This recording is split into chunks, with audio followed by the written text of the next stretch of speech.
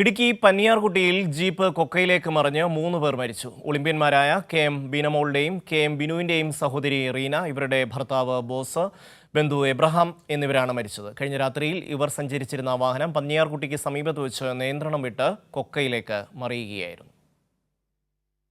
കഴിഞ്ഞ രാത്രിയാണ് അപകടം നടന്നത്.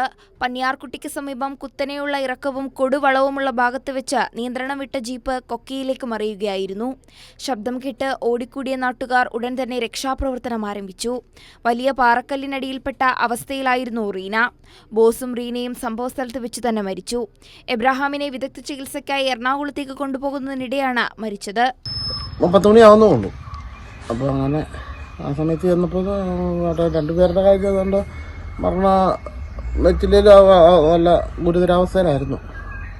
കേട്ടോ, അത്യാവശ്യം ഈ അവരത്തെന്ന് പറഞ്ഞ ആൾക്ക് അത്യാവശ്യം ഇരിക്കാനുള്ള ഒരു കണ്ടീഷൻ ഉണ്ടായിരുന്നു. അങ്ങനെ പുള്ളിയെ എടുത്തുകൊണ്ട് പോയത് രാത്രി.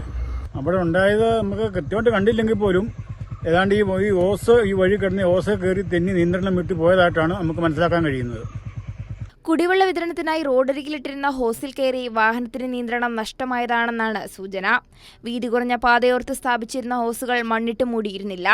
ഹോസിൽ കയറിയതോടെ നിയന്ത്രണം നഷ്ടമായ വാഹനം റോഡിൽ നിന്നും തെന്നിമാറി സമീപത്തെ പാറക്കെട്ടുകളിലും മരത്തിലും ഇടിച്ച് കൊക്കയിലേക്ക് പതിക്കുകയായിരുന്നു. കഴിഞ്ഞ രാത്രിയിൽ ബന്ധുവായ എബ്രഹാമിന്റെ വീട്ടിൽ സന്ദർശനത്തിനെത്തിയതായിരുന്നു ബോസും റീനയും. ഇവരെ തിരികെ കൊണ്ടുവിടുന്നതിനിടെയായിരുന്നു അപകടം.